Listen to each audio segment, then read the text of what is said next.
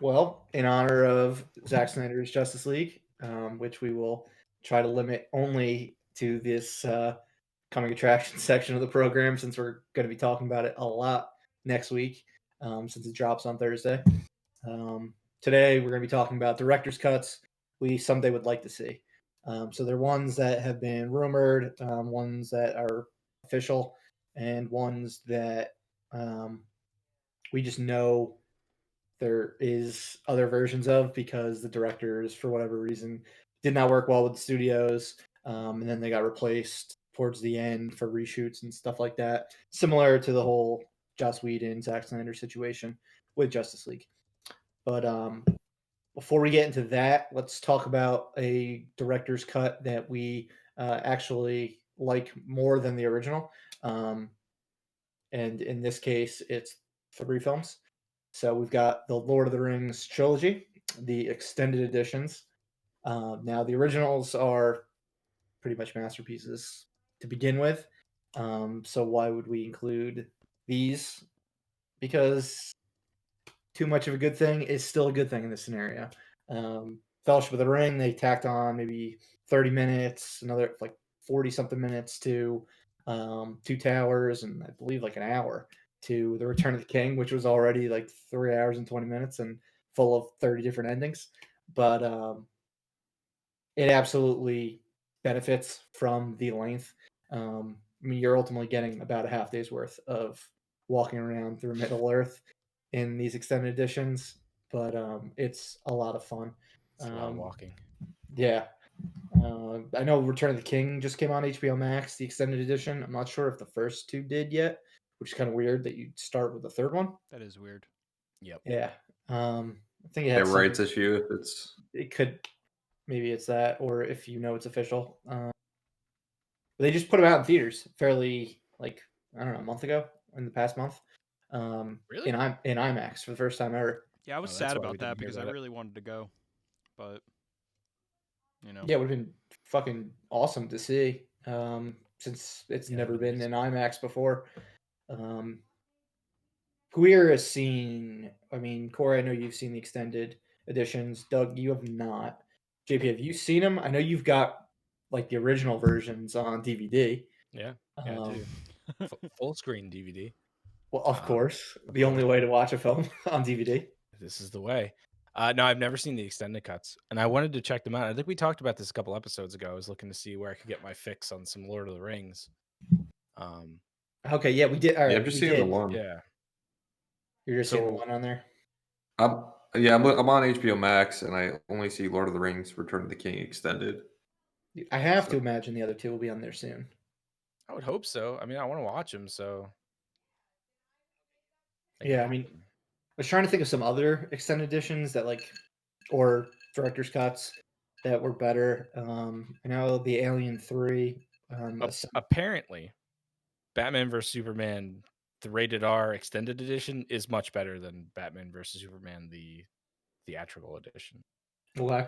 So says the internet. I've never watched it, but No, I've heard that R-rated version is better. Yeah. Ridley Scott's done a bunch of Blade Runner, different cuts of that, and I hear very good things about that. That one's great. Alien 3 has like an assembly cut, which Fincher wasn't involved in, but includes more of his vision of the movie, and that was better than the original. That would have been nice to see him be able to do that himself. Yeah. And we'll talk more about Alien 3 later. What were you going to say, Doug? I was going to say, if memory serves correct, Corey was a big fan of the Daredevil director's cut with Ben Affleck.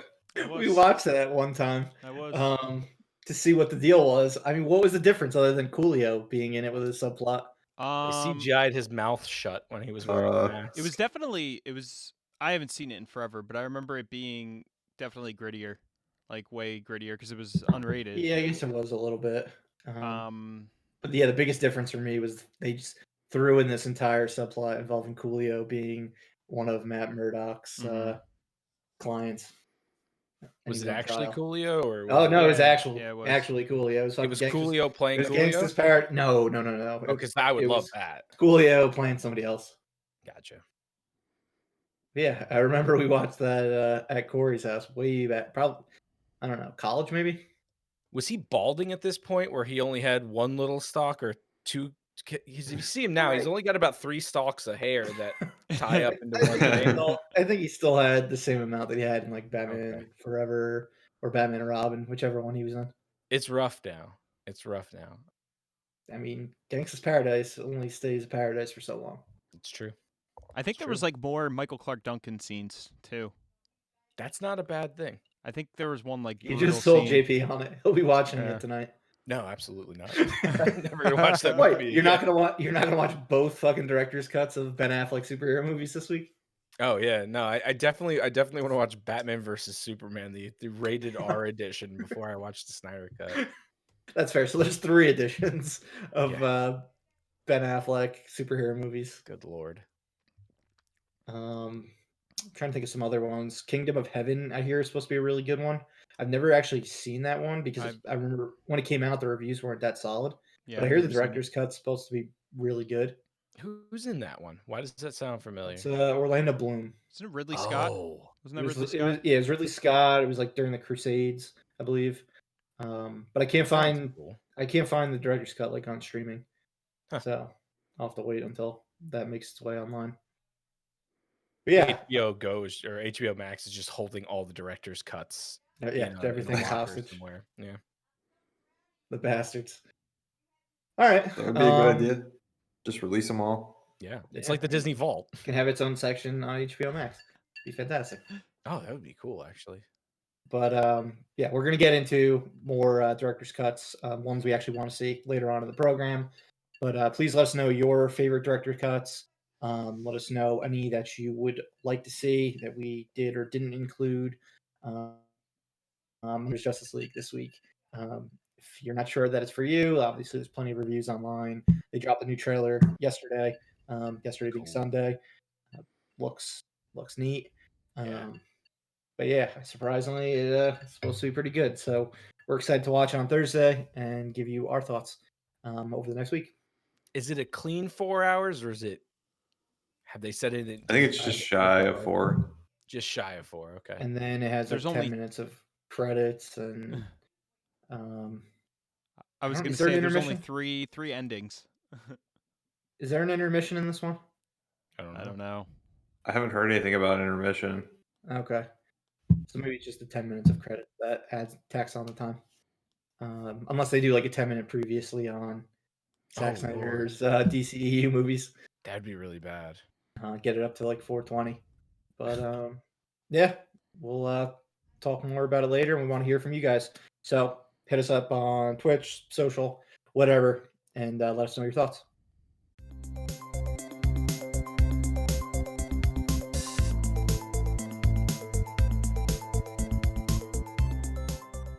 All right, welcome to Live Breathe Film, episode 36. You're here with Corey, Doug, JP, and Murph. Thanks as always for joining us.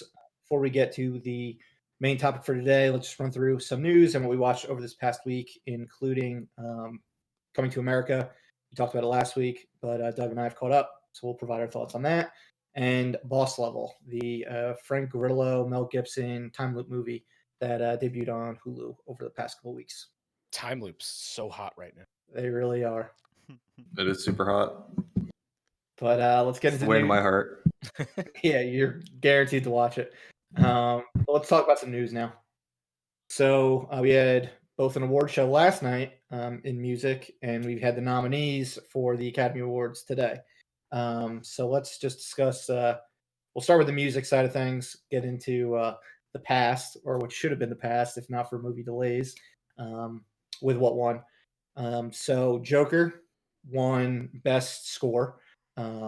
No real surprise since it won the Academy Award for Best Score last year at the Academy Awards. Just kind of funny the fact that it came out in October 2019 and it's now being awarded in March of 2021. Yeah, that's bizarre. Yeah, it gets even more bizarre. Jojo Rabbit won for its soundtrack. Again, that came out in October of 2019. Solid soundtrack, had lots of popular songs, like German variations of them. which is pretty interesting. So props to Taika, congrats. Yeah. And then what was really weird is the fact that what won best song for like any sort of visual media was Billie Eilish's "No Time to Die," and that movie hasn't even come out yet. It doesn't even come out until October. And the song came out, I guess, back in March or April. Yeah, I guess March of 2020. Mm-hmm. So we've got movies being awarded from October of 2019, stuff that came out back in March of 2020, but for a film that's not actually coming out until October of 2021. Do you think they're gonna market this movie now with like Grammy Award-winning song by? That would be pretty funny if they could say like it's a like legitimate like award-winning movie prior to coming I out. mean, Yeah, yeah. They it's probably safe to say will. this has never Yeah, happened. I don't see before, why right? not. I mean, it's not that it's not true. So I mean, hopefully the movie doesn't get pushed back again, and it's like after the 2022 Grammys. That would just be even more ridiculous. Yikes! And even in the Billie Eilish documentary that we talked about last week, you see her and her brother in the movie when they find out they're getting the Bond song. You Mhm. see them like working on the song and everything like that. And I mean, they were doing this back in 2019, so like around the time I guess Joker and Jojo Rabbit came out. So in one way, it makes sense that they're all winning at the same time, but in this COVID world, it's just absolutely wild yeah. that there is so much time separating the two of them. And this award show just in the middle of it. So how did the performances work? Because I saw that there were a bunch, and did they have like a separate facility? I thought it wasn't like actually live, like the actual award show. I mean, of any of the award shows I've seen so far, they did this one best. They had like a stage outside the Staples Center, like like across the street, and the only people that would be like by the stage would be the people nominated for whatever awards that they were presenting, and then all the performances I think were pre-recorded. No. Indoors, like probably in the Staples Center or something like Yeah, that. that's what threw me off. But I heard the Golden Globes were like a shit show. None of us caught that, but these people can't even like handle Zoom, since a lot of them are being done remotely. So it'll be interesting to see how the Academy Awards does it in another month and a half. Yeah. But yeah, let's talk about the Academy Awards. Nominations came out today.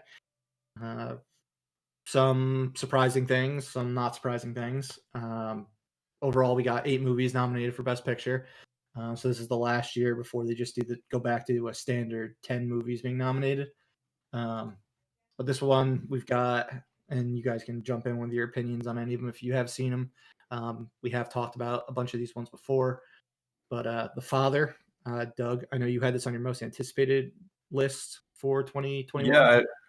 Yeah, it's one of those ones that have been highly praised. Sound like an interesting concept. I talked about it a couple episodes back. Olivia Colman, Anthony Hopkins, supposed to be both give great performances. I think Anthony Hopkins is nominated as well. Looking real forward to seeing it. I don't know when it's available, but I don't think it's available yet to watch. I think we'll be able to see it though before the Academy Awards. So Yeah, I'll they're probably check it out. definitely gonna want to make money on like rentals and stuff like that before the award show, because things aren't really making a dent in theaters still. But Yeah, that one and Minari, I think, are the two. Yeah, Big Academy Award. that got nominated as well. Stephen Yeun. That's another one that from The we haven't Walking been able Dead, to see yet. I believe is our first Walking Dead Academy Award nominee. Glenn. So it's pretty cool to see him get nominated for Best Actor. Good for Glenn. Yeah, and I hear that one is supposed to be fantastic. So Yeah. definitely would want to catch up on that. Judas and the Black Messiah, which we've talked about a few weeks ago. Consensus here was that it was a good movie. What was interesting, though, is that both Judas and the Black Messiah in the film both got nominated for Best Supporting Actor. So who the fuck is the lead if the two titular roles are both nominated in the supporting category. Yeah, that was Should weird. Jesse Plemons have ran for Best Actor? Maybe it was that's the lead. Yeah, that was Probably. it. The ampersand or whatever everyone they else. used. I just thought that was really strange when it's like so clear that like these are your lead actors. Right. It's right there in the title, and neither of them get nominated for Best Actor, but both get nominated for supporting. Our biggest nominee of the night is Mank. So that got 10 noms. Gary Oldman nominated, Amanda Seyfried, David Fincher, obviously. I think it got snubbed in the screenplay award, which was kind of surprising, and I guess kind of apt considering the whole movie is about a screenplay, or a little ironic. But it kind of sucks because Fincher's dad was the one who wrote it, and it would have been a posthumous nomination for him. Speaking of posthumous noms, we did get Chadwick Boseman nominated for Best Actor. So that'll be interesting to see if he gets the boost from the fact that he's no longer with us. It was a very good performance. I don't necessarily think it should win Best Actor, but he won the Golden Globe for it, right? Yeah. I believe he did. I believe so, Because yeah. I remember having a bit of an issue with that because I just think Gary Oldman did such a fucking amazing job. But Yeah. I think it definitely the posthumous Oscar or the posthumous like award gives him a little boost to it. I think he might probably walk away with this one. Yeah, it's definitely a strong possibility. Yeah, he's the front runner in my mind to winning the award. Just because, you want to recognize they're not going to have another chance to recognize him. So a lot of times they want to recognize somebody for their entire career. Their whole exactly. It's more for his whole body of work than just this one role. Although I thought he gave a good performance in Ma Rainey. So I'm not. Yeah, I don't know.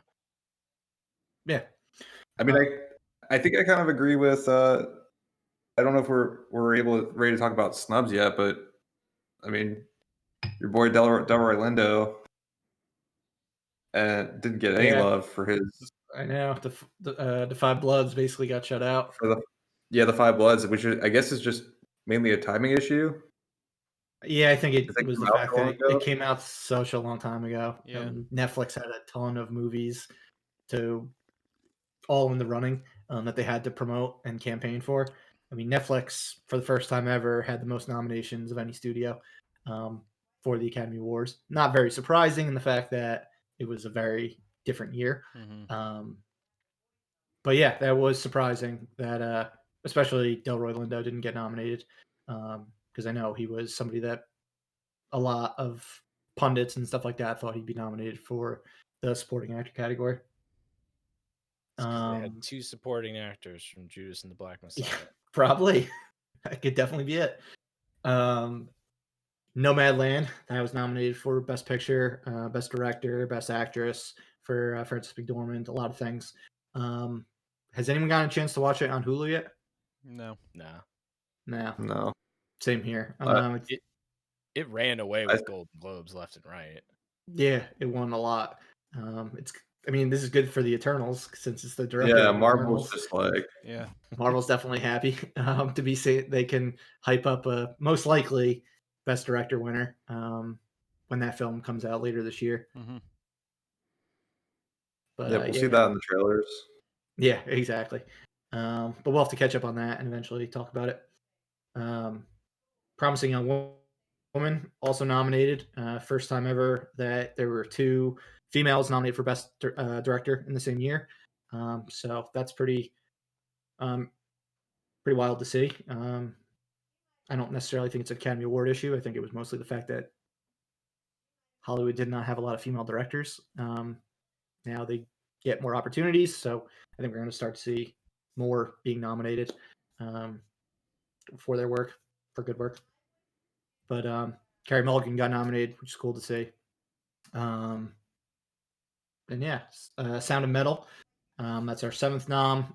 Doug, I think you're the only one who's watched that so far. I'm definitely going to give it a shot now. I don't know what. Yeah, I don't know why I wasn't watching it, but I'm definitely going to watch it now. Yeah, I've been wanting to watch it for a while. Yeah, it's a good movie. I definitely recommend checking it out. I saw it got nominated for a couple of things. Sound mixing, which makes sense. Did it get a Best Actor nom? Yeah. Riz And Ahmed. supporting Okay. actor. Yeah, Riz Ahmed got Oh nominated. wow.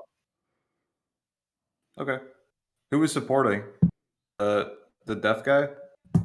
I'm not Paul Racy. I'm not sure who exactly. Yeah. That is. So he was actually. I don't think he's an act. I think he's like a real person that they had Gotcha. in there, which is interesting. All right, and last but not least, we've got Netflix's The Trial of the Chicago 7. So that got a Best Picture nom. I believe Aaron Sorkin got nominated for. No, Aaron Sorkin did not get nominated for Best Director. He did get nominated for Original Screenplay. But it was pretty cool. We finally got Sacha Baron Cohen getting nominated for an Academy Award. Was not for Borat. But on the other hand, Maria Bakalova did get nominated for Borat. So anytime you see a comedy performance get nominated for an Academy Award, that's a major win in my book. You don't see it as often as we should, since a lot of actors will say comedy's harder than drama. But she gave just a killer performance as Borat's daughter. So I'm really glad to see her get nominated. Yeah. What else do we get here? Some other interesting things. Glenn Close, she was nominated again because she's always nominated for Best Supporting Actress. First time ever, though, that somebody has been nominated for an acting role for the same role at both the Oscars and the Razzies for the same performance. What So performance? she was That's weird. Hillbilly Elegy. Oh, wow. That Ron Howard Yeah, Netflix movie. That's bizarre. I get her performances. Her performance as Mima was divisive. Mima. It Wow. it was ridiculous. Like in my opinion, it's like wasn't Oscar worthy and it's not Razzie worthy. It was just like a performance. Cringy. I to a degree. But yeah, I was kind of surprised to see both of those things happen. Well, there hasn't been a lot of movies out this year. Yeah, exactly. The competition has not been as stiff as usual. I'm shocked Adam Sandler didn't get in there with Hubie Halloween, to be perfect. Yeah. what a shame. I hope he wasn't nominated for a Razzie. That'd be a shame if he went right back to being nominated for those after Uncut Gems. Yeah. Definitely not Razzie worthy. But No, definitely not. We love Hubie Halloween here at Love Breathe Film. yeah. But other than that, Borat was also nominated for screenplay, which was pretty cool. Adapted screenplay since it's a sequel, and they started out as a TV show. Big winner this morning as nominees: Trent Reznor and Atticus Ross, a double nominee for both Mank and Soul. So they have to be the odds-on favorites to win next month. It's not fair. They're stacking the deck in their favor. It's 4 people taking over 5 nominees. That's terrible.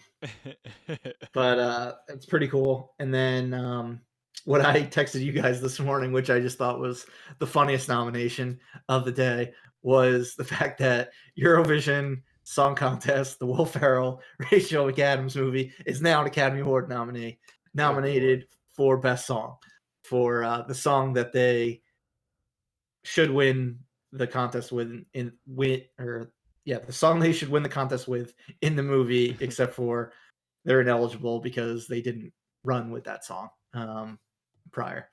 So they'll have to take solace in the fact that they're an Academy Award nominee instead. It's a good song. I really was. It's like a Greatest Showman type song, like one of those. Yeah. One of them. It's not. I think what's the song that you really like, Doug? I was really hoping that you were going to tell me it was Ya Ya Ding Dong or Volcano Man. I think are 2 songs that would have been hilarious if they were nominated. And then they could perform it there, and that would just be phenomenal. I don't think we're going to be getting Rachel McAdams. That wasn't even her voice, right? No. No, it was I think an Icelandic Yeah, singer. so I don't think we're gonna get Will Ferrell. Will Ferrell, on this. though, actually. It is him, but I Yeah. don't know if we're gonna get him on Yeah. stage with somebody else. Oh, and then one other snub, which I thought was kind of a snub. Tenet didn't get any noms other than visual effects. I was surprised it didn't get editing, just based on how the movie is designed. It basically screams, "Give me an editing nomination," and that didn't win or get nominated for best score. I thought Ludwig killed it, so that was kind of surprising. No surprising it wasn't nominated for sound editing or sound mixing. That was Christopher Nolan in shambles right now. Yeah. Did you guys see somebody watching Tenet on a Nintendo Game Boy? Yeah. Like an old, like the special edition, Game Boy SP. Yeah. Yeah. I seen it It's on just you that, and I can't seen hear it on an anything. old iPod too. Yeah. I want to see it. Music. I got to see it on a Zune next. Ooh, I'll break out my Zoom. How see if I bad? can get it on How there. badly do you think that's gonna trigger Christopher Nolan? He'll probably see that and just Oh, flip he's a table, pissed. flip a He's goddamn probably table. So- a little frustrated. So is it just when you, because I haven't seen the videos. So if I'm watching it on a Game Boy, is it just like I can't hear anything because the sound a editing's so modded- bad? It's a modded Game Boy. They put a screen in Yeah. it. Yeah. It's They probably flashed the But movie what's on somebody's the- card or something. Is it just interesting that it's on a Game Boy, or is there something going on with the sound? No, because it's on like that old ass screen with like 5 colors. yeah, and probably Oh, playing okay. through a mono speaker. Yeah, exactly. All right. Anything else that you guys saw from the nominations that you wanted to bring up that I did not cover?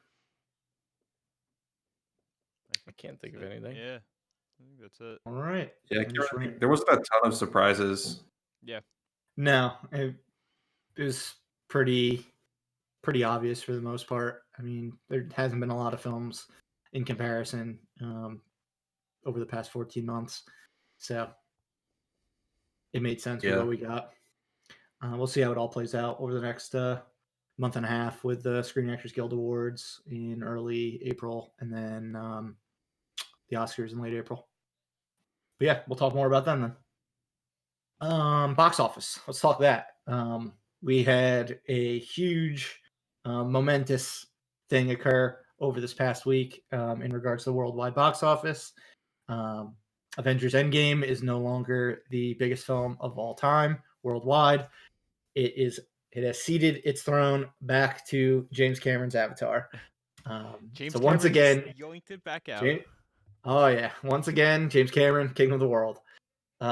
Didn't take much to do it. It only needed like $8 million. It made well over 10 over the weekend. It had one of the better, so far it's looking like it's having one of the better runs for a US movie post-pandemic in China. But yeah, man, people over there really fucking like Avatar. Only 10% of the movie theaters that are now in China were there back in 2009, 2010 when Avatar first came out. So it'll be really interesting to see how much Avatar 2 makes over there. Because I believe it made about 200 million with only 10% of the theaters it has now. That's crazy. I mean, Yeah. it can like bomb throughout the rest of the world, and if it just like does what people think it could do in China, it'll be fucking massive. Yeah, that's scary to think about. Okay. They're never going to stop making Avatar movies. I mean, he's got 4 more on deck, so Yeah. we're going to be seeing Avatar movies, or at least talking about Avatar movies, well into the late 2020s. And with the way the second one has been delayed so many times, we might be talking about Avatar movies well into the 2030s, which is just wild. Good Lord. Yeah, Especially because it's been so long since the first one even came out. I know. Corey, you just went on the Avatar ride for the first time, the one that Doug is fucking loves and more than anything in Disney World. What did you think? Did it get you pumped to go back to Pandora? No. I mean, I enjoyed the ride, but it didn't get me pumped to want to go back into that world. So you're not going to see Avatar? Are you going to see? All right, let's two-part question. Am I Gonna gonna see Avatar. Two-part question to everyone. When they re-release Avatar in America eventually, because they will, it's the way to market and raise hype for Avatar 2. Will you give it a second shot or a first shot if you haven't seen it? JP, you haven't seen it, right? I have not seen it. I might see it. I will. If you're going to see it, it would be in theaters in 3D. I will absolutely give the first movie, the first movie I've seen already, but I'll give the first movie another shot as like a second viewing because I've only seen it once. I only saw it when we saw it in theaters, however long ago. And then I will give the sequel 11 years ago. Yeah, I'll give the sequel a fair shot too. I mean, it has potential for sure. It's just that the first one didn't really do anything for me other than the visuals. It definitely has potential to be like really cool. I think they gotta stack up the story a bit, do something a little different than Pocahontas for me. Corey, you seemed the most victimized out of them winning the box office battle again. You were. It was every time I brought up Avatar in our group chat about potentially topping it and eventually topping it. Yeah. I mean, all that's gonna happen now is like Endgame is just they'll release that again, then it'll change again. I don't know. I don't know if Endgame's the type of movie that will make a lot of money on a re-release. No. Yeah, I don't think they can pull the Avatar trick. Just because there's so many Marvel movies. Although it does feel like kind of bullshit when you could just keep releasing the movie every time another movie tops it. Yeah, that's stupid. Yeah, but I mean, re-releases only make money for like if you're a special movie. I mean, a re-release to just any average movie doesn't really make it more than a couple $1 million, if that. But if it's a first movie, if it's an original movie, it has more of a chance to bring people in than say releasing Avengers Endgame that no one gives a shit about because you have to watch 21 other movies ahead of time. Yeah. And that too. It was the culmination of everything. Yeah. Versus Avatar just being a singular worldwide phenomenon. Yes. Which is so puzzling to me because I don't get it. It really doesn't make any sense. It makes zero sense to me. And I understand like the argument. It's like, oh, it's outside of your wheelhouse, age demographic wise. And it's like, I really don't think so because I'm into all of that shit. Sci-fi, everything involved in that movie I'm into. And that movie it didn't do anything for me back when we were in our 20s, I guess. And I imagine it won't really do much for me now, but I don't know. I haven't watched it, so it's just weird. I think it's more about the experience. I think you're just looking for like a compelling story. For That's not Avatar. Wow. Yeah. I just think Avatar is good enough visually to you don't really need it. So you'll be pre-ordering your tickets the moment they are available, Doug? I'm definitely going to go see Avatar 2. I don't know that I'll be back seeing Avatar 1 though. I don't know that I'm dying to see that. Yeah. And I'm sure it probably hasn't aged as well either. I was going to say, have you watched it in 4K on your television yet? I haven't. No, because you worried? I haven't seen that movie. He's saving that for like a really like damper day. And he just needs this fucking mood elevated, so he goes to Pandora in 4K. But I'm hoping that the next Avatar run brings back 3D TVs, and then I never have to go. No one wants that.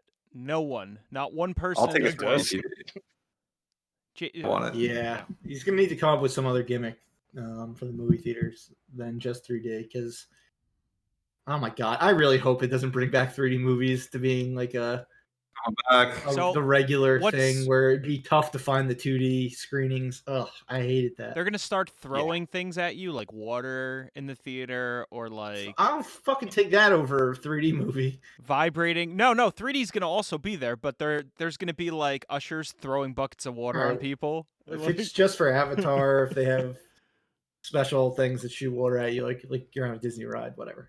I'll be fine with that. As long as it doesn't catch on. All right, but one other thing with the box office to note. I don't think we've talked about U.S. box office in a few weeks, but after Tom and Jerry had like one of the best openings since the pandemic, I believe it was the second highest outside of Wonder Woman 1984. Raya and the Last Dragon, the new Disney animated movie, actually did not do that great in comparison, which was pretty surprising. It had a lot to do with the fact that a lot of chains just wouldn't air the movie because Disney has their demands that they get certain percentages of ticket sales, and Warner Brothers is just way more favorable. And they're in similar situations where they're airing their stuff on HBO Max, and Raya and the Last Dragon was on Disney Plus. So certain chains like Cinemark basically said, "Fuck you, Disney. We're not airing your movie." And It makes sense. It hurt Disney. It's actually pretty crazy. Comes out on digital in like 3 weeks, 2 weeks, and on Blu-ray in like a month after that. So the window is really short for this one. What's interesting though, from a box office perspective, is they didn't even do well in China. Which nothing but Avatar is doing good in China. This was another though that seemed like a Mulan movie where they kind of geared it to be popular in China and just for whatever reason. China doesn't play that game where like if you're trying to sell to them, like they're just automatically going to go see your movie. They have their own movies to see. It's crazy. Like they want to see Fast and Furious movies. They want to see Marvel movies and Transformers. Avatar, Transformers, those type of movies from America. That's what they want to see. And if we try to make a movie like designed for their demographic, they kind of poop-pie and just go see their own shit instead. I mean, they made like a Back to the Future remake, and that movie's made like $800 million already in China. Wait, what? Remake or blatant ripoff? Blatant ripoff. I don't think China's making remakes. I think they're just ripping shit. Is it that movie Oh Hi Ma or something like that? Yeah, the one I was texting you guys about. Hi, Mom. Oh, hi, Mom. I kind of want to see the trailer for I was like, how the fuck did this movie make so much money? Every like other week, I'm like, this movie's like gonna make $1 billion. I read the synopsis and I was like, this is really dumb, but kind of interesting. I'd be shocked if no one was going there and the government was just funding its box office. I'm really interested to see how F9 does in June. Assuming it comes out the same time there as it does in the United States, because like that Fast and Furious is like the biggest franchise in China. I think the last two main installments made 400 million each. They only made like Fast 8 only made like 200 million here. Wow. So like it is bigger in China than it is in America. It's wild. But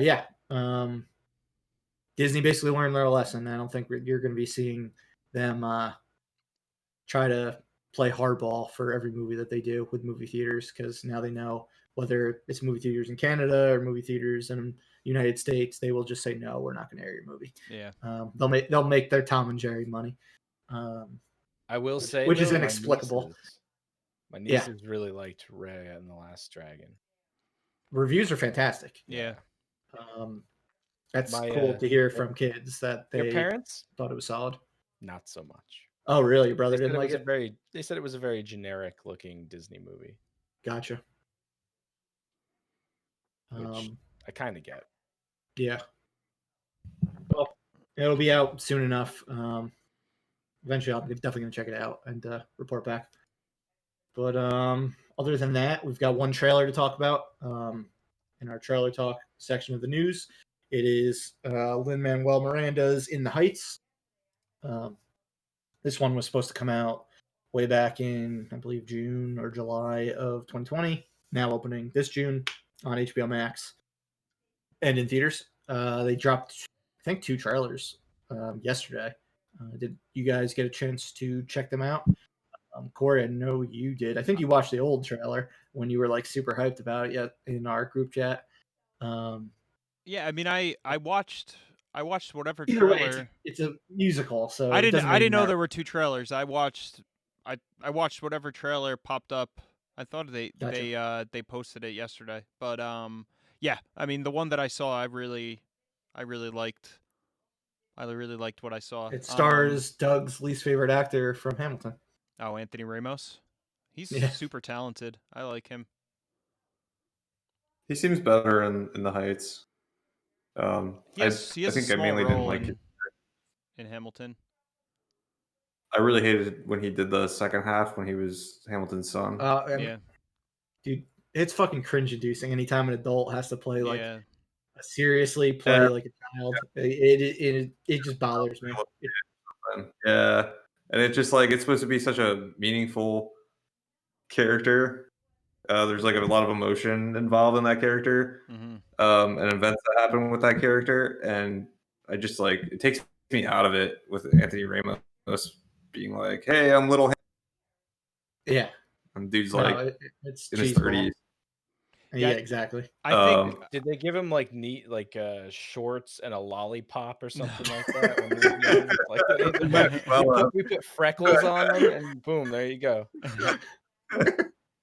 yeah, it was just written. I'm picturing Charlie Day in the Nightmare Nightmare Comet. or no, not Charlie Day. Glenn Howard. Glenn Howard. He was the Oh one yeah, when he's who had to look like a child. Yeah, yeah. so ridiculous. Sorry, Yeah, Corey, what were you gonna say? No, I was gonna say like I think that this could be something that pushes. I mean, he's already. I didn't even know this, but like he's already like super popular musician, and he's just getting bigger. But I think this might be a big hit for him acting wise. It's got a great cast too. Yeah. I think it's gonna make. Well, I don't know how much money, just because how box office is right now. Right. But I think it's gonna get a lot of eyeballs. Yeah. I also think with it on coming HBO Max, out, for sure. it's coming out in the summer, right? It might hit right at a good time where June. people are gonna start going back to the theaters. I mean, it's very possible. If Black Widow opens the first week of May, that will be the sign of when the box office is getting back to normal.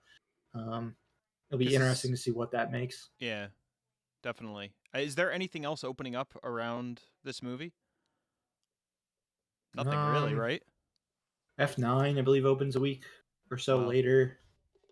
The Pixar Luca movie opens maybe a week before.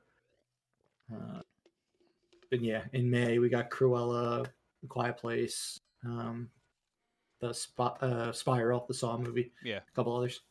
So it'll be interesting to see if the box office gets back on track. What are we at? 10% vaccinated in this country? Yeah, it's possible.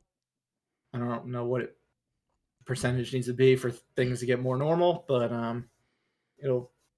I would think that if Tom and Jerry can make $15 million, I would think Black Widow would be able to make considerably more. Yeah, absolutely. On its opening weekend, it's not going to make $100 million like it would have in a normal time on opening weekend, but it could probably pull at least 50. Yeah. I think that's realistic. I'm pretty sure I also don't know how much money you can possibly make when movie theaters only allow a certain amount of seats to be sold. Yeah. That's something also that we have to keep in mind. I'm pretty sure we're required by law in my household to go when Black Widow comes out. Yeah. No, I mean, I'm definitely going to see that. I'm going to check out Bob Odenkirk's new one. Yeah. That comes out in a couple of weeks. Mm-hmm. I'm Saul sure. Wick. Yeah, exactly. My guess is movie theaters around us at certain times will still be empty, like they've been every other time I've gone during the pandemic. Haven't in a while, but we'll see. All right. Any other thoughts about In the Heights? Everyone going to check it out. JP, you're not a musical guy, so I'm guessing not you.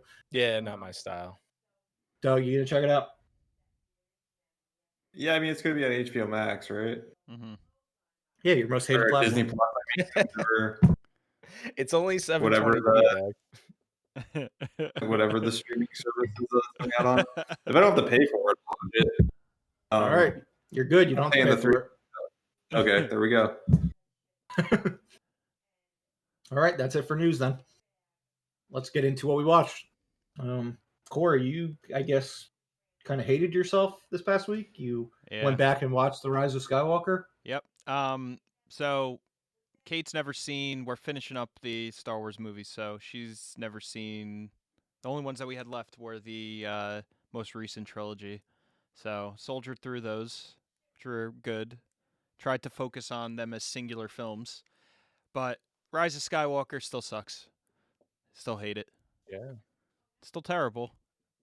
I told you to just treat Force Awakens and Last Jedi as a duology Yeah. and not watch this other one. Well, I had to watch it. I mean, You don't have to.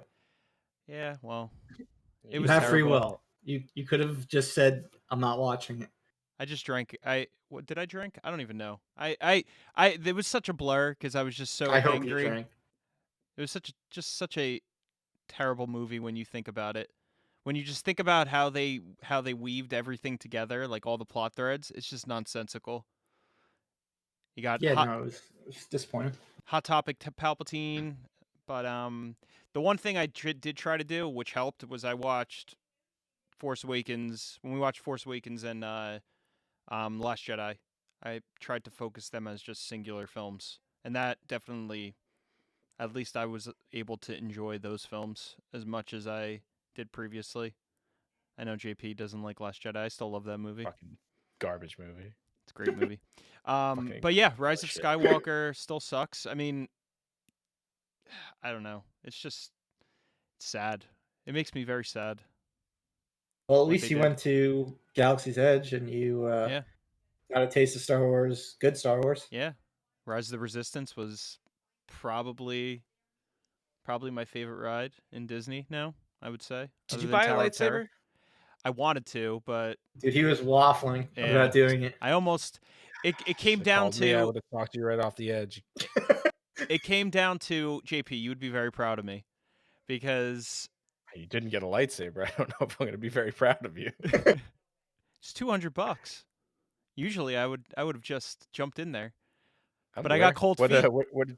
What did you get instead? I didn't get anything. I got cold feet.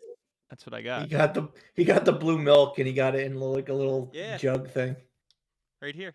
And it lights up. which he has on display. And it lights Now, up.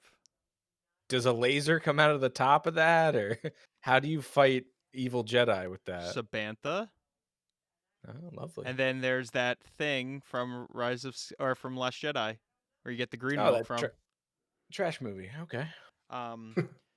But yeah, That's I cool. just when I think it was Doug. Doug was able to find like that morning. He said to me, he was like, "There's a time slot like 1:30 if you want to go," and I was just like, no. You're surprising. You done goofed, man. You Yeah. didn't expect JP to be giving you shit about not spending money on a lightsaber. I was trying to do the responsible thing. What? Not have any fun? And not get a lightsaber? I do There's regret always it. next time. I do regret it, but I You're will. lucky I wasn't there. I would have fucking. You wouldn't have been able to not get a lightsaber. Well, and then on top of it, Brian was like, "I'll be your could you bring a guest?" And he was like, "Can I come in be as your plus one. guest?" So you're gonna mooch off of me and just come in and get the whole experience? Man. For viewers at home, Brian and Zac Efron, Yes. guest star of our last episode. If you've yet to watch it, you can go back another time and check that out. All right. Any other thoughts on Rise of Skywalker, Corey? No, not at all. All right. Doug, we're gonna skip him because the two things he watched this week, Boss Level and Coming to America, we're gonna get back to in a little bit. JP, you watched a movie that I really want to see. Yeah. Let me hear about it. Don't watch it. It's fucking terrible. I watched I Care a Lot on Netflix. Wow, really? Yeah, it was one of the worst fucking movies I've ever seen in my life. Holy crap. Rosamund Pike's acting couldn't save it. It actually inspired me to go on Letterboxd right after and give it a fucking terrible rating and actually write a review. I did see you write a review of Knives Up. I did not see your review of I Care a Lot. Yeah, it's fucking terrible. And Wow. everyone that I know that have watched it has said it's fucking terrible. It is. Watching the trailer, I thought this is going to be a somewhat serious movie. but it starts to paint itself like a comedy, and everyone's telling me it's a comedy now.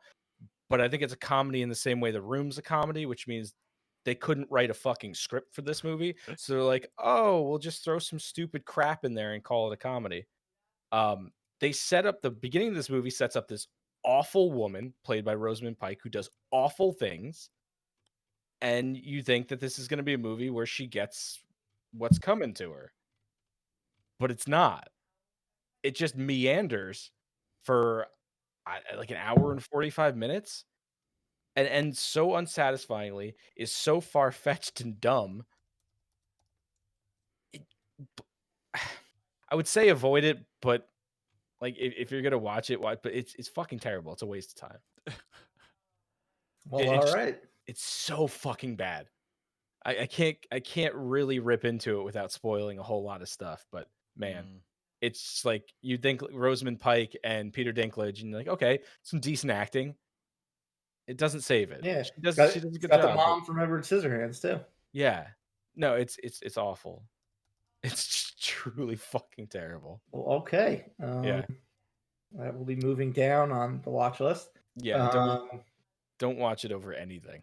Put it at the I bottom. might have to read JP's review about it. It's kind of one line. I think I can. I've made it a point to. I think I'm just gonna do one-line reviews on Letterboxd, and it's just.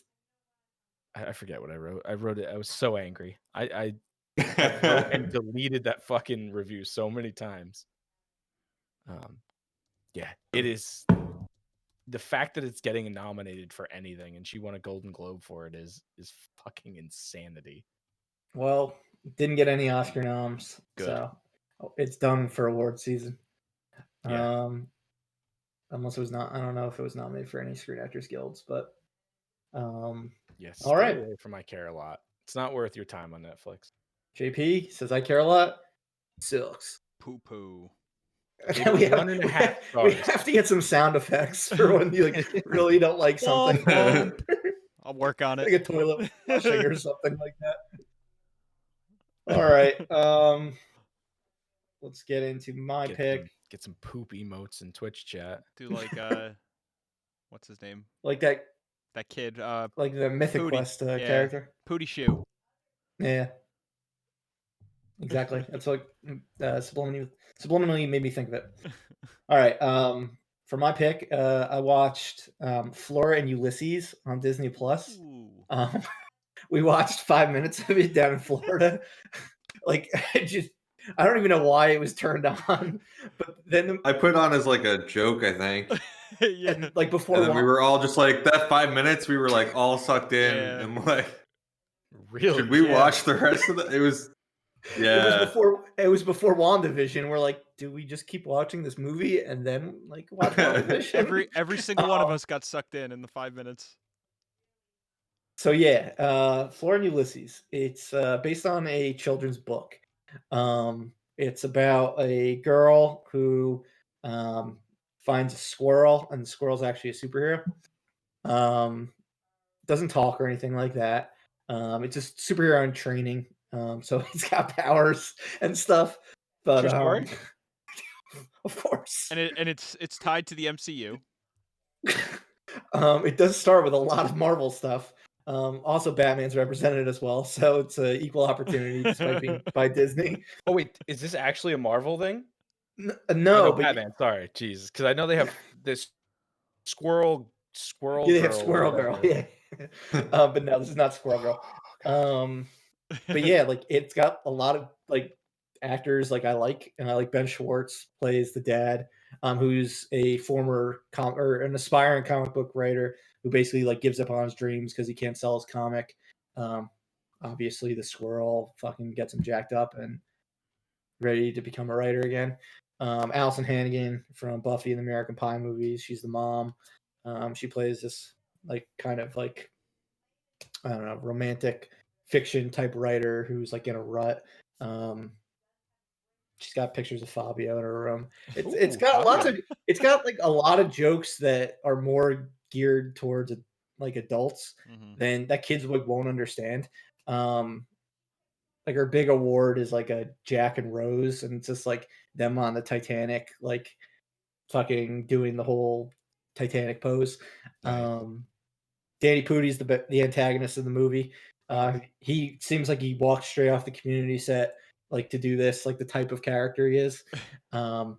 Gets in like gunfights as well, so you got a little bit of that paintball type stuff from Community, and Bobby Moynihan from SNL. It's got like a lot of things that like we like. So I was like, do I give it a shot? Do I watch the whole thing? I did. Way better than it had any right to be. Like I said, it got a lot of humor that's kids aren't even going to get, but adults will find funny. I'd see a second one. Wow. Gave it a positive review on Letterboxd. Watched a lot of movies over the past week, and other than the original Coming to America, that was the best one I watched. Yeah, we'll talk, and I'll talk about that in a second. But Corey, Doug, you've already seen the first 5 minutes. I definitely recommend you I'm guys not check it surprised out. that you liked it. Yeah. It was good. It was like everything that we like just crammed into like the first 5 minutes of that movie. So I'll definitely finish it. I also forgot to tell you, it has like this blind kid who's like one of the main supporting characters. He's hysterically blind. What does it mean to be hysterically blind? I don't know. You got so much like it's like like they fall back on his blindness as a how are they comedic. doing this? Yes, they do. It's something you don't expect to see in 2021. This kid is, I guess, so fucking anxious and stuff that he's just developed blindness. And Wait, what? he's a British character. He's British too. Like it's set in America, but he's like the British relative that comes overseas to live with a relative because his blindness. It's fucking weird. You must go to America to treat your hilarious blindness. Yeah. So check it out and let me know your thoughts. Maybe if you were to be less anxious, you wouldn't be so blind. Yeah, I don't want to spoil how his story ends, but needless to say, it's fucking strange. All right, now let's get into the two that a bunch of us watched. We'll start with Boss Level. As I mentioned at the top of the program, it's another time loop movie because if it's another week, another time loop movie at this point in pop culture history. Have they gotten old yet? Because I don't think they've gotten old yet. They have not gotten old. They're all good. They have yet to make a bad time loop movie. I think it's our duty to say when they're starting to get old. Yeah. There's another one. Happen. There's another one that just came out on Amazon Prime that our friend Freeberg watched over the weekend. He said it was good. It's stars the girlfriend. Of course it was. Stars. I know, like it wasn't probably the best thing ever. Like it wasn't going to be good. But it stars the girl from Freaky. It's more of like a Palm Springs type of one, from what I understand, like a romantic comedy, but with like teenagers. But yeah, he said it was good, so I'm gonna give that a watch over the next week. Called? The Map of Little Perfect Things, I believe is the name of it. Weird name, but okay. Yeah, it came out like last month on Prime. Tiny Perfect Thing. The Map of Tiny Perfect Things. Weird title. Maybe it's based on a book. I don't know. But yeah, Boss Level.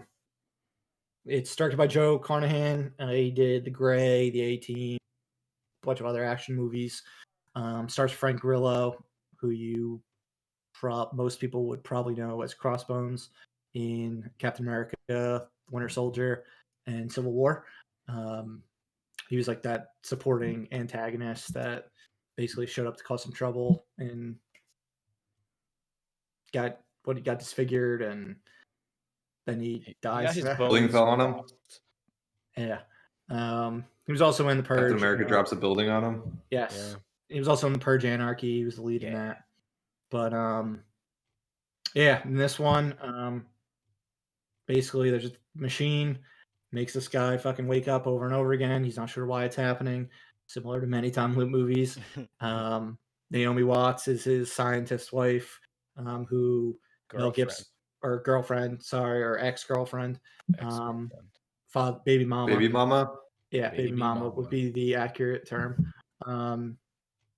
The scientific term. Yeah. It's science. And Mel Gibson's the bad guy, who she works for. So you know what you're gonna get with like this type of ridiculous cast, this premise. It's just a crazy action movie. Ken Jeong is in it. Will Sasso. He's like the main henchman for Mel Gibson. Mel Gibson's like mustache twirling villain. Got a hell of a mustache too. He does. Mel Gibson's got fucking crazy facial hair. Yeah. But yeah, what did JP? You just watched this today. Doug, you watched it over the weekend. What did you guys think of it? I'll let you go first, Doug. Right. I liked it a lot. It was exactly what I thought it was going to be going into it. So I don't know if I would have pegged my expectations too high, maybe I wouldn't have liked it as much. But I knew it was just going to be like a dumb, fun action movie. But what I thought they did a whole new spin on the time loop movie, because this one wasn't just straight time loop; it was time loop video game movie. Like it felt like how it feels to play a video game, where you're the main character. Well, not just any video game. What's the video game where you die and you come back to life and you have to like start back over from the very beginning? I hate those games. Dark A lot of Souls. games. Dark Souls, yeah, stupid Dark Souls. Dark Souls. So it felt like playing Dark Souls, where like becomes like the muscle character memory. dies. Yeah, the character dies. He comes back to the beginning. You remember all the things you need to do to get to a certain point. Then you die. Then you go back to the beginning. Then you redo all those steps to get to that point, and then figure out how to get beyond that point. Like it felt like a video game. Yeah, it was cool. I it was loved it. definitely packaged as I well. love. I thought like action was really well done. I thought. One of the things I noticed, it's kind of like a little thing, but I've been watching a lot of like CGI artists react to things. I thought the way they did the gunshots was really well done. So you saw like the flash and the smoke come out. I thought it just kind of sells it more. So I kind of appreciated those details. But yeah, I thought like the action people knew what they were doing. I thought Frank Grillo did a good job. Still convinced that he's auditioning for the next Uncharted movie, and they're going to kick Tom Holland's movie to the curb, or at least they should. He'd be a good Nathan Drake, I think. He's got the scarf. He's got the scarf in this one. It's Uncharted 3, that Uncharted 3 scarf. But yeah, I liked it. Go JP. Let's hear what you have to say. Frank Grillo just really plays a good, mysterious, possibly ex-military man. Like badass. Yeah, it's kind of what he's pigeonholed himself into, which I feel really bad for him because I feel like he has to have abs 24/7 just to be able to get movies, and that's rough because he can't eat cupcakes and stuff. Can't enjoy anything. No, but this movie was really fun. I hadn't heard of it until you guys started talking about it today, and it was fun to watch a turn your brain off action movie that wasn't pushing any weird agendas or anything like that. It was just, this guy is going to keep repeating this day in order to figure out what's going on, and he's going to kill everyone in his way. And it packages it as this video game where there's all these different assassins after him, and they're all these colorful, crazy characters. Yeah, larger than life, like the hillbilly with the harpoon, the harpoon that yanks him, and then what was the lady with the sword? I am something. Yeah, she has her catchphrase. She has her catchphrase every time she kills a human. It was a lot of fun to watch. It was it's probably something that I could turn on again and just veg out and watch it. And Mel Gibson played a fantastic villain. Will Sasso was a good stupid henchman. And they did a really good job with the repeating stuff. It's not like he went through it once and then he said, okay, well, I figured that out. He fucked it up a couple times every time he tried to do something. And it was fun to watch that. Yeah. And the way they start it, where he's already like close to 100 times in. 40, I think. Yeah, or something like that. And then they'll show flashbacks to like previous ones versus just starting it linear. I thought was a good way of doing it. it confused me a little bit because he said I'm on day 140 and then it flashed to 70 something. So I thought that they screwed up, but then I kind of got it a minute later that okay, they're showing different ones. I like that he had a name for everyone, and throughout you find out what their real names are. And he's like, I just called you this and that. And Michelle Yeoh had a cool cameo. Yep. As like a karate, basically playing herself. The sword instructor. Yeah. Yeah, that happened to be at the Chinese diner. Yep. Yeah, exactly. The stuff bar. with the tracker was fantastic. Dealing with that whole problem. And I thought the storyline with him and his son, who doesn't know that Frank Grillo is his father, was done really well. And I was like actually invested in that storyline. It doesn't take up too much of the movie, where you feel like it's like detracting from anything else. It was touching. It was touching for sure. It was really nice to see those scenes where they got to have together. It was a lot to think about. There was a lot going on. They built a really good time loop story where there were so many different things going on, and they just bring you right into his plight where he right in the first 10 minutes of the movie goes, I've never survived past this time. Yeah, exactly. Every day I die exactly at this time if I can get past everything there. Yeah, and this is the only place, if I can make it to this place, I know I'll at least be alive to get drunk. So he just gets fucked up. And there's a reason for it, which is cool, and you find that out several runs later. Yeah.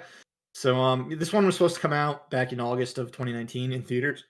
The distributor ended up dropping it. Like the release got pulled, and then they were gonna do it later, but then they dropped it. Hulu picked it up.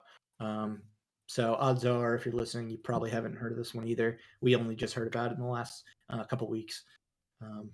But you can check it out on Hulu. And the three of the four of us who saw it, we all enjoyed it. Just know you're getting into like a smart, dumb action movie. Doesn't take itself too seriously, but does follow the rules and logic that it presents, which is really what matters in these type of movies. Yeah, it's a pretty quick watch too. Yeah, it was pretty quick. It was like 90 minutes, right? Yeah, it was fast. Do you guys think we're gonna get a sequel? I hope not. I like the way we they do. ended it. I kind of hope we do. I want to see Lost Level 2. Yeah, I'd be surprised if we did, but anything's possible.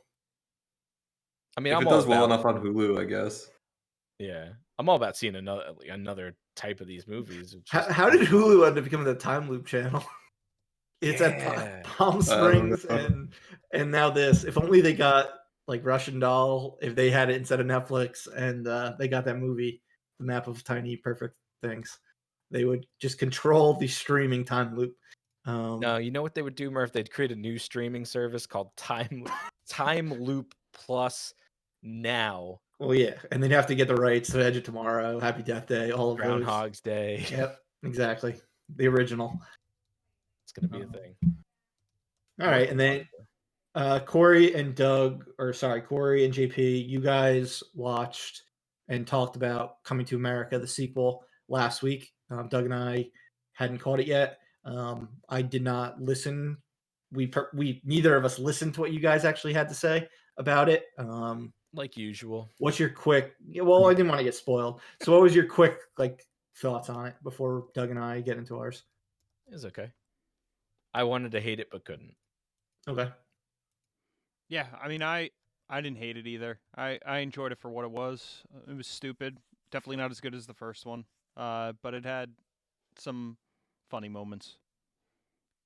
It wasn't on the same planet as the first one. No, not even. Yeah. I mean, JP and I said last week the prior favorite part of the movie was anything with Wesley Snipes. Wesley Snipes, or even Eddie Murphy did a good job. The beginning was better than the rest of the movie. The middle definitely dragged, and then it started to pick up a little bit for me towards the end. But yeah, the beginning was definitely the best. One thing I really noticed is I get the PG-13 rating after it because they didn't try and do anything good. It was just, we're gonna make a generic movie with a PG-13 sense of humor and put it out. Yeah. All right. I had never seen the original one, so that was also why I did not watch the second one last week to talk about it, because I still need to see the first one. I caught up on the first one over the weekend. Thought it was fantastic. I think it might be my favorite golden era Eddie Murphy movie. It's very good. Yeah, So it basically is. his best of the 80s. Really funny. I love all the characters that Eddie and Arsenio Hall played. The barbershop characters are my favorite part, probably. It's not like a super it's not a super R-rated movie. Like, it's really those characters and just some of the New York extras who are just assholes. Really make it an R-rated movie. But fuck you is so good. Yeah, fuck you's fantastic. What does fuck you idiot? Fuck you. And sexual But chocolate. I love the fact that it had it was essentially like a Trading Places sequel too, with showing what happens to Mortimer and the other dude. Yeah. And then even in Coming to America, it nods to that with Colin Jost's character. I don't know if you guys caught that. Yeah. But Colin Jost, his grandfather and great uncle were the two old guys from Trading Places. It had their painting. So I thought that was cool how it had the nod to that. Interesting. But yeah, I watched everything with McDowell's is hilarious. Oh god, yeah. Just the ridiculous McDonald's ripoff. But yeah, I watched the second one the night after. Definitely wasn't anywhere near as good as the first. I enjoyed it more than I expected to. I think it was one of the better Eddie Murphy sequels. I thought Beverly Hills Cop 2 sucked. I thought I never even bothered with 48 Hours 2. The Nutty Professor and Dr. Dolittle sequels were okay. You mean another 48 hours, man. Yeah, another 48 hours, sorry. Never saw Beverly Hills Cop 3. Shrek 2 is good. But then it was diminishing returns after that.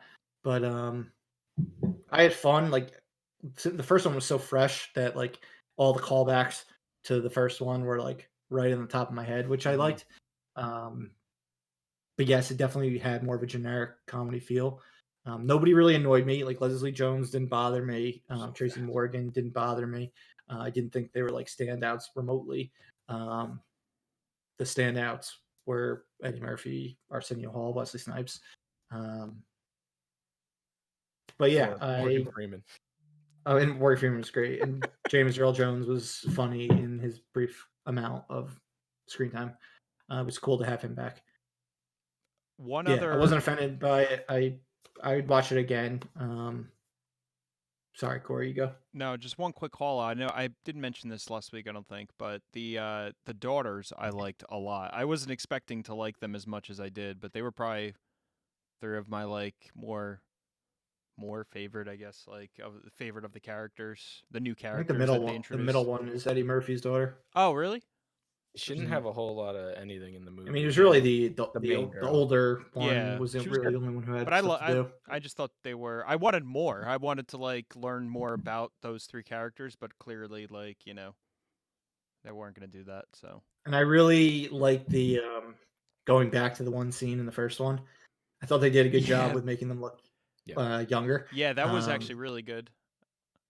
I mean, Arsenio Hall doesn't look. Really? Yeah, I thought it was unnecessary and also distracting, like how much makeup Arsenio Hall and had on during that scene when it would cut to like the added footage. I thought he kind of looked. It may be been the 4K television. Yeah, well, 4K I don't have a television that's as good as yours, so that would explain it. I don't know. It reinforced my my belief that if you put a wig on Arsenio Hall, he looks like a woman when he played the woman in that one scene. Dude, also weird. It took until the credits of the first movie for me to realize that Saul, the Jewish one in the barbershop, was Murphy. Eddie Murphy. Yeah. Yeah. He plays the most convincing like Jewish man Yeah. like that I've. It was it's incredible. Yeah, Like it was just a great performance. Yeah. Man, that dude was just on fire in the 80s. He was. He's tempered down a little bit now, though. Yeah, I still want to see Beverly Hills Cop 4 though. Yeah. I mean, so will I. Is Judge He was Reinhold coming good back? in this. I mean, I would hope that he comes back and his other partner in that movie comes back as well. John something or other. Doug, what did you think? I hated this movie. I I like absolutely hated it. I knew that was Waiting coming. for it. Just tearing us down. It was Doug. just, yeah. I mean, it may have been. I like listening to you talk about it, Murph. I think maybe coming to the first movie is just like, whereas it was really fresh for you, it's not fresh at all for me. So I'm probably missed a lot of the callbacks to the first movie. But it was just, I mean, we were watching it, and I would say we got about halfway through, all made a group decision, the people that were watching it, to turn it off. Then we turned it back on just because we like kind of felt like glutton for punishment, and the next day and finished the second half. But I just like, there was no real story. I mean, there was a story, but it was so thin. I was gonna say there's too I much mean, story. the amount of musical performances that would randomly pop up It was felt only like really unnecessary. in the beginning. It's the beginning and the end. It happens at That's the what was end fun. too. Oh yeah, because you got to put. I was gonna say you missed absolutely nothing by the movie not being fresh in your head, because every callback they just fucking berated you with. They basically winked to shoehorned the them in there camera. so bad. That's true. There That's were true. so A lot many of times they were characters that like, didn't "Here's need the to be. footage." Yeah, or like you could tell when they brought back one of his characters that they played in the movie for fucking no good reason at all, other than to be like, "Hey kids, he was in the original movie, and now he's back and It's old back. and the Yeah. same guy." It just didn't feel fresh to me. I could tell where the story was going, which isn't necessarily a bad thing if I'm entertained, but I just wasn't very entertained. So it was just kind of, it was disappointing to me. I was hoping for more because I like Eddie Murphy. I liked the movie he had come out with earlier this year. I'm blanking on. Dolomite Is My Name. Dolomite Is My Name. Still have to watch that. I enjoyed that movie. And it was the same. It was the same director too. Yeah, I think it just, they were like, we're just gonna have a blast and we're gonna do as many callbacks to the first movie as we can. And sure, some people loved it. Wasn't for me though. So That's fair. I don't know. I probably would have liked it less if like I had seen the original way back in the day and like had a more stronger like relationship throughout my life. Like it would have been more disappointing. But as something where I watched the original the day prior, I was just getting kind of more of the same stuff, but like a more watered down, like less original version. Like yeah, so like the way you thought of it was definitely how I felt when I saw Dumb and Dumber 2. I was just like, this is a monstrosity. No, it's just because Dumb and Dumber 2 is a fucking was a monstrosity. Yeah, this movie wasn't. It was very average, very safe and very average, but it was. I didn't think that it was terrible. Yeah, and I'm just happy with so Eddie Murphy making movies for adults again. Even though like it wasn't the most adult movie since it wasn't rated R. It's better than the work he was doing post Life, Bowfinger, and Nutty Professor 2 in the late 90s, early 2000s. He only did basically kids movies from that point on. Yeah. So I'll take what I can get from the man. Yeah, I'm cool being a lone dissenter and saying that this was a bad movie. I'm glad I didn't pay money to see it. Yeah, perks of pandemic life, watching everything for free on streaming. All right, that's it then for what we watched. Let's dive right into our feature presentation, which has to do with the movie coming up on streaming this week, Zack Snyder's Justice League. as we said, we are going to be talking about other director cuts that we would like to see in the future. These are ones that we know for a fact exist. They're ones that we know that other versions exist because other directors came in to do reshoots. And they're ones where we just know the directors had problems with the studios and they kind of edited themselves. So let's start with one that we mentioned last week in passing when we were talking about Kill Bill, and that is the whole bloody affair. So this one we know 100% exists. It's been screened for people. For some reason, they just have not put it out on streaming or on DVD or anything like that. What's the reason? Do we know why? That it's like this mythical thing that only some people can see, but like the masses can't. Because it's in the mind of an insane person. I remember, like, I don't know how long ago this was, but someone asked Tarantino about it, and he's like, "Oh yeah," he's like, "You guys will see it eventually when I deem it ready or something." Is it like like going to be in that. his will? Like it gets released like Yeah, I don't know. after he dies? That would be Remember pretty originally funny, actually. Originally it was supposed to come out like this box So it's set come out was like 10 years ago more. like shortly after Kill Bill 2 came out on DVD. Like it would have been it would have came out like in 2005. But yeah, I want to see how this like differs. I've watched Kill Bill volumes 1 and 2 back to back before, but it's being cut differently to tell a story in a different, more cohesive way with them combined and not feel so much like two different movies, because they really do feel like two different movies, Yeah. even though they were shot back to back and originally intended to only be one movie. Well, apparently there's a whole like extra, I don't know if it's 20 minutes or like a half hour that links both the films together, and it like makes like way more sense. I don't know how much of the movie is like shifted around, but there's like a whole big chunk of the movie that they just cut out that no one has ever Yeah, seen. I mean, it's Tarantino, so it's definitely not all going to be chronological. Yeah. Because he's very much a non-linear filmmaker. Mm-hmm. But I would have to imagine there will be some shifting of scenes. Doug, did you say last week that you have never seen the Kill Bill movies? No, I'm waiting for Volume 3 to come out so I could just watch 1, 2, and 3 back to back. But we don't know if that's ever coming out. Maybe it'll just be a super cut of the. Maybe that's what Tarantino's waiting for. Volume 3. To just combine them all into Combine all three together. The more whole bloody affair. Yeah, it'll be affairs. That'd be an interesting way of going about it.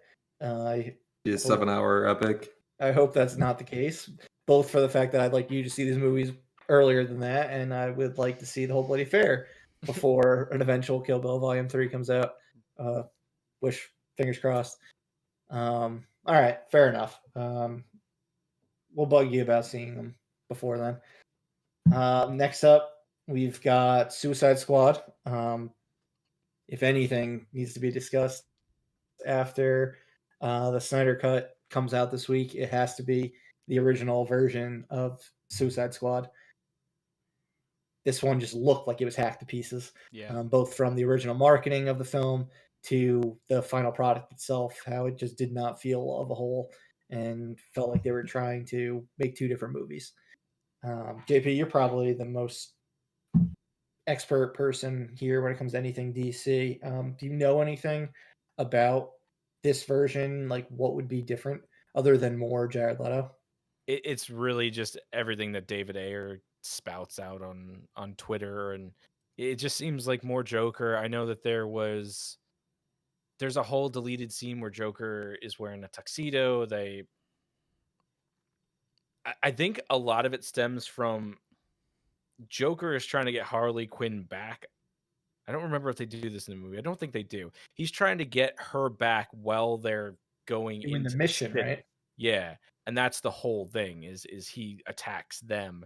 There's a whole scene in the sewer where he's got the classic black suit on with the bow tie, and they blow his face up a bit. And I don't know.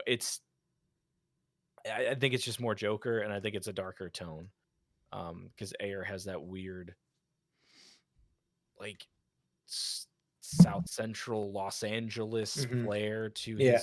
every movie he's ever made. Yep. It doesn't sound appealing to me particularly. Would you give it a shot just for Yeah, I mean, sure. completeness sake? But have we opened up Pandora's box with this Snyder cut? We may have. Probably. I think so. I think we're gonna get the cuts of everything now. Probably, We're yeah. gonna get a 75% movie on Rotten Tomatoes, and it's gonna open the door for David Ayer to remake a movie. That has like currently like a 20% on Rotten Yeah. Tomatoes. Because if you think about it, kind of it's frightening. yes, Warner Brothers, whatever studio, does have to, siphon more money into these films, into these versions of the movie. But if there's people clamoring for it, it's an easy way for them to, to make extra money, to get people to generate fans coming back. And who knows, with Snyder Cut, he might actually do another one now after this, which would be insane. I don't think that's gonna happen, but I think thankfully Could there's happen. either, but significantly less people clamoring for the Ayer cut. Yes. yeah, it doesn't People have think? that like crazy, like rabid fan base that Yeah. Zack Snyder has. But if the Snyder cut comes out and it's good, then be Yeah, prepared. if people are happy with how Jared Leto is in this version, I feel like you're going to get a lot of people demanding that they see the rest of his footage from Probably. Suicide Squad. And that would be like what would be the most likely reason that they'll run on to that version and want to see it. I mean, he was pissed himself I think with you're right. so much of the footage that did not see the light of day, because apparently he filmed like so much shit for that movie, Suicide Squad. I mean, so It's more finished, I think, too, than the Snyder Cut was. Yeah, from my understanding, From they wouldn't need what to we know. like film extra stuff. Like Really? they paid like $70 million to complete the Snyder Cut. mhm. From what my understanding of what David Ayer originally said was like all the stuff that would need to be done is done already. They just have the footage. So I feel like this is the most likely one that we're going to talk about outside of Kill Bill, just because of what's going on this week with Zack Snyder's Justice League. And I'd be curious to see it because the original trailers looked really cool, and then the movie just was dog shit. Very bad. So we shall see. Next up, we've got Gareth Edwards' original cut of Rogue One. So Rogue One's a solid movie. Good movie. I think all four of us like it. Yeah. I didn't really like it. Doug's giving us the Yeah, I didn't. Forgettable. Okay. The best part to me was the ending of the movie. Yeah. In the fact, which part about the ending? That it ended? The Darth Vader scene. Okay. Which was a reshoot. So that wouldn't even be in this other version. Yeah. I didn't realize that was a reshoot. You just unsold them. I was like, take this off the list. I do not want to see it. I still want to see it. We still have that Darth Vader scene at the end that I can always pull up on YouTube or whatever and pretend like it exists. To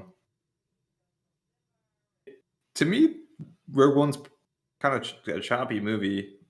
Like I think it's. I don't know if it's the fact that it probably the reshot, the fact that it was reshot a bunch. Exactly. Yeah.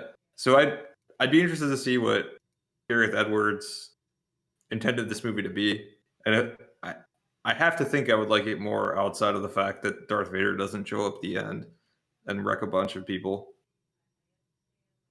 which is kind of that in there. Yeah, I mean, sure, but then it's not the Gareth Edwards cut. It's the Gareth Edwards cut plus Max. Yeah, I'm all for the Darth Vader scene happening. I don't think you need it for the story. I'm assuming the story still ends the same way. I would imagine. Because it has to, right? Yeah, because it feeds directly into the episode Yeah. 1 But I mean, if you or go back episode and 4. if you watch the trailers, like that originally came out for the movie, there's a lot of shit in it that isn't in the final film. Like I remember you had shots of like Jyn Erso, in full on like bad guy outfits. I guess from the break-in, like towards the end of the film, is what I always imagined it being from. But there were various things that were just completely removed from the film that I'd like to see play out. I don't think we'll ever see this one. Yeah, Disney's not gonna do. Yeah, with the way Lucasfilm is and Disney. Yeah. They've got the version that's canon, and canon is important to Star Wars. It's very different from the whole multiverse type of thing that DC is doing. Well, or it's else worlds or whatever it's called. It's important until they completely remove all of it to make crappy sequel movies. Good point. Yes, they did ultimately destroy like all of the old canon, but they are not surprisingly bringing a lot of them back now. These things that no longer were a part of that world, like Darth Maul being revived and stuff like that. You're now, Boba Fett. You are now seeing that come into play in this new version of Star Wars. All right. Moving back into superhero world, which we're going to do a couple more times, is another one that I am confident will never see the light of day. But I would Fantastic Four. Now, if you remember, he essentially disowned the movie right before it opened in theaters. So no surprise based on the fact that the trailers look like shit. That the movie outright bombed, and that was the last of that. But we heard he was a nightmare, and basically the movie is looks like it only covered the first 2/3 of the story, and then they basically took the last act and cut it down into like a 10-minute scene. Yeah, that's what I got out of watching it when I eventually watched it on Disney Plus. It felt like the first act was so long, and then they just cut a ton out of Act 2 and almost all of Act 3. Yeah, well, there's it feels like the action's starting to build. It's getting kind of crazy, and just like flash. There's like a flash forward, you have like the black screen and the title of like the flash forward, and you're just like, what? Why are we flashing forward? Like, doesn't fit, doesn't feel right with the story, the way the story's going. And so yeah, once that like flash forward happens, to me it starts to feel like a different movie. Mm-hmm. Did you enjoy what had come before that started happening? Yeah, it was a good movie up until that point. Up until you could tell it's not Josh Trank's movie anymore. The characters were solid. I thought it was really interesting. Made. Yeah, because I turned it on because it had hit, and I was like, "Oh, this is supposed to be a garbage movie." Watch it, and then was shocked that I was entertained, and I was like, "Oh, this is actually a pretty good movie." And then it doesn't end. We have that last part that kind of ends abruptly, and where it doesn't feel like the same movie anymore. You can tell the reshoots are there because what the fuck's her name? Kate Mara. Mara is wearing a wig. Mm. And that doesn't look right, and I just tell that they're doing a ton of reshoots, and it's not a good movie at that point. But surprised people shit on it as much as they did, being that at least there's like half of a good movie there. Because it doesn't feel like just a bad movie when there's like half of a good movie and then half of like reshot. Yeah, I firmly believe out of a lot of these movies on the list, just the last couple we've talked about, that I think Fantastic Four Trank's cut. I think there's a good movie in there. I would definitely see it. Yeah, this is one that I don't think we'll get, though, unfortunately.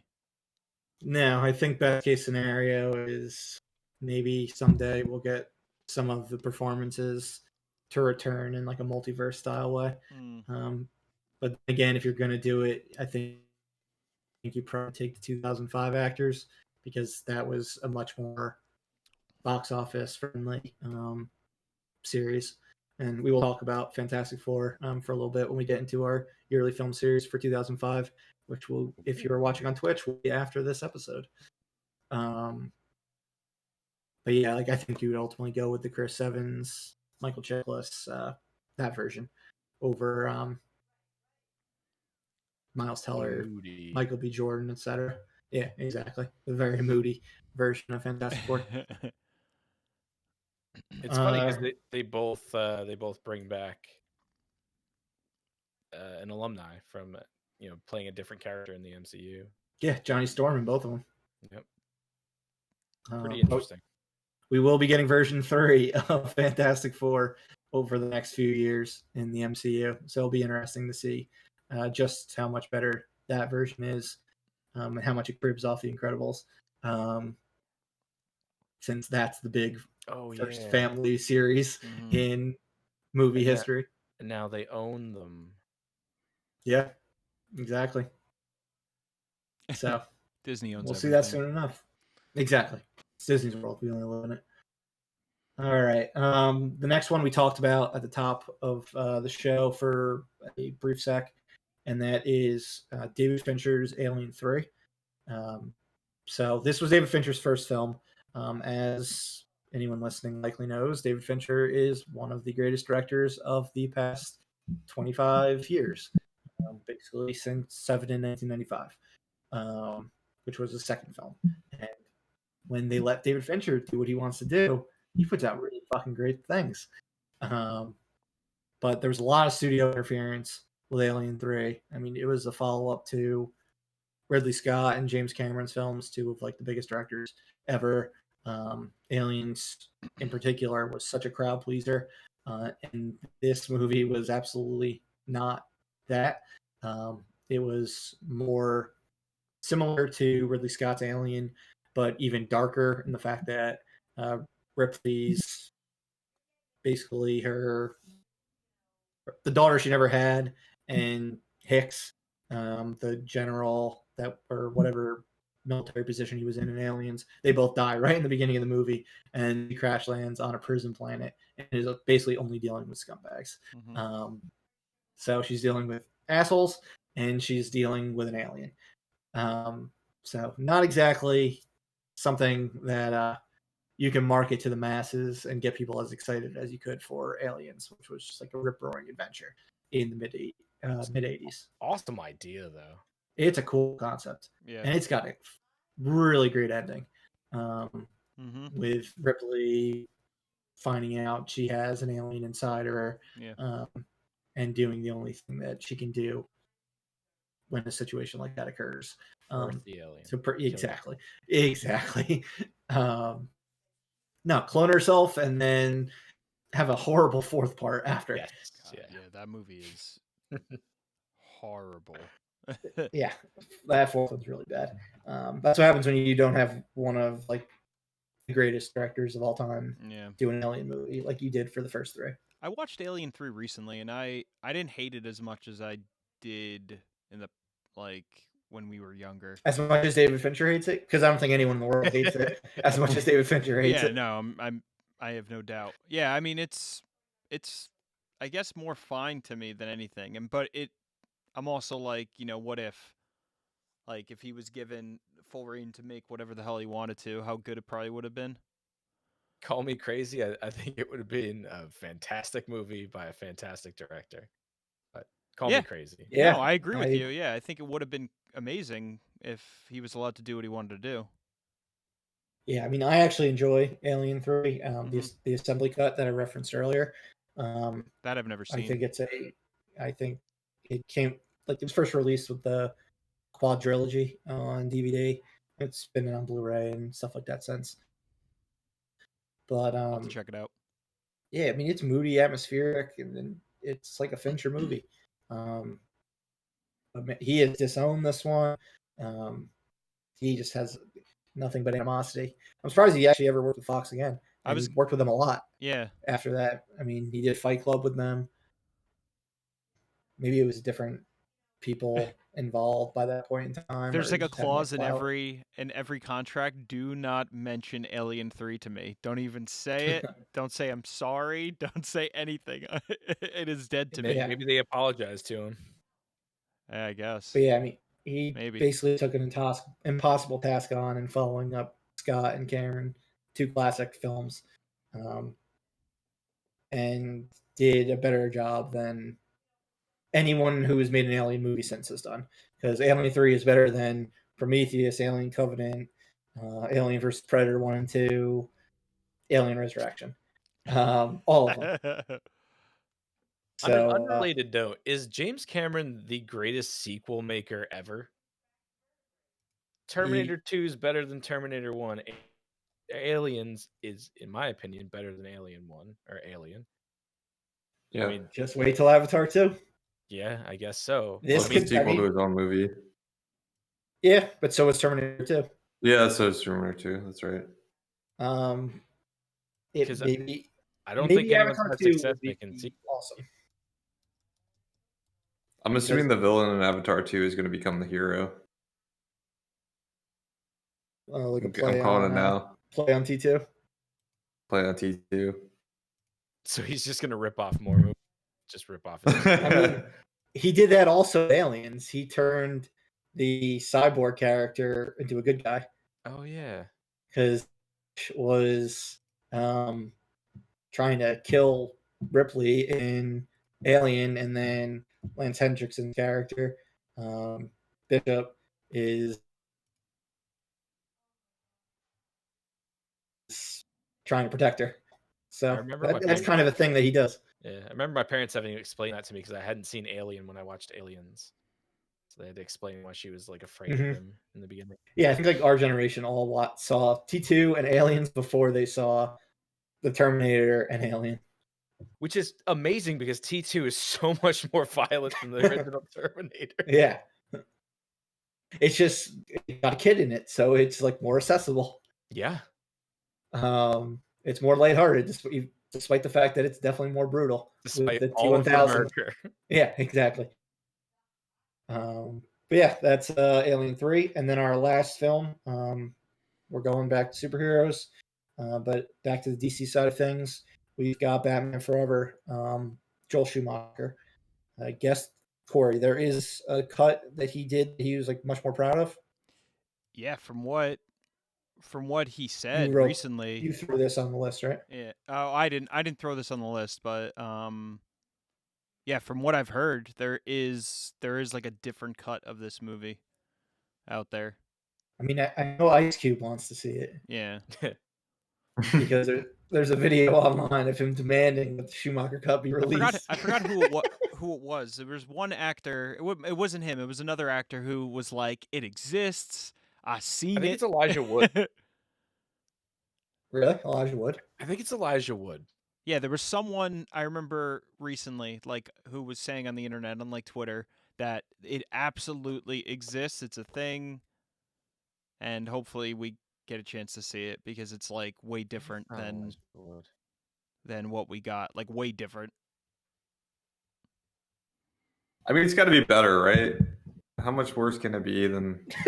There could be more neon. Yeah. No, I think it's like super dark. I think it's like a dark. Corey, how much worse could it be than Batman Forever? Batman Forever is a great film. It is. Corey stands Batman Forever. I love all Batman our Forever. Audiences who are not aware of this. Batman Forever is a great film. I mean, it has Val Kilmer playing a fantastic Batman. His Bruce Wayne is okay, but his Batman is fantastic, and his relationship with Chris O'Donnell, that was done very well. How they introduced Robin. Chris O'Donnell was like a 35-year-old, 18-year-old. Yeah, even back then. Should have Marlon Wayans. It explored a lot of I mean, before Batman. That was Begins, Tim Burton line, right? What's that? Yeah, Tim Burton was the third Tim Burton movie was going to be Marlon Wayans is Yeah. Robin. Yeah. Doesn't he still get a check for that? Like I don't know if he still gets a check for it, but he did get paid not to be in the movie. yeah, they kept sending him It's like pretty some type wonderful. of like. Pretty nice. There's a weird contract clause that he still continued to get like money from the movie that never happened. I prefer the world that we live in now, where we got to see White Chicks, Scary Movie, and all these other movies that Marlon Wayans ended up doing because he did not do Batman Forever. Yeah. Requiem for a Dream. Uh-huh. He's had a good career despite that. Better career than a bunch of people in Batman Forever. Yeah, and he got paid to not appear in a shitty movie. So Yeah, exactly. Well, I think he got paid. I guess he got paid not to be in the Joel Schumacher version, but I guess he got paid technically to be not be in a movie that doesn't exist. Yeah, I think like the money. It had something to I do with the imagine money. the Tim Burton one would have been a lot better. Yeah, probably. Yeah, probably. It probably would have been even less of a Batman movie, though. Oh yeah, I mean, it would have been more of a Tim Burton movie and less of a Batman movie. Would have had Jack Skellington as Scarecrow. Well, Scarecrow was supposed to be in it, yeah. Which would have been nightmarish, but that is a version I would have liked to see. Yeah. The world would not have been ready. For sure. The world is still not ready. But yeah, I would watch this other cut of Batman Forever, but it's not something I'm clamoring for and not something I'm going to sort of hashtag for. If anything, it'd be a nice have 5 or 6 beers and watch it and just rip it to shreds kind of thing. Yeah, we'd have fun doing that. I would enjoy it. You'd enjoy it in a whole different way. You're the #1 Batman Forever fan. All right. Well, that's all we got. Let's hear from you guys. Let us know what director's cuts you want to see, what some of your favorite director's cuts are, and if you're going to watch the Snyder Cut this week on HBO Max. Comes out on Thursday. But that is all we've got for today. So thank you, as always, for listening. We're going to be covering 2005 in our yearly film series, as I mentioned. So if you're watching on Twitch, keep watching after this. And if not, it'll be on YouTube over the next week. On our next full-length installment, we are going to be covering our guilty pleasure films. So these are going to be objective films that we enjoy. Not necessarily like the worst movies ever, like The Room, which JP mentioned earlier, but movies that critical consensus is it's not very good. So yeah, check that out next week. And as always, this has been Corey, Doug, JP, and Murph at Live Breathe Film. We'll be back next week, and we hope you are too. Thanks a lot. See you later.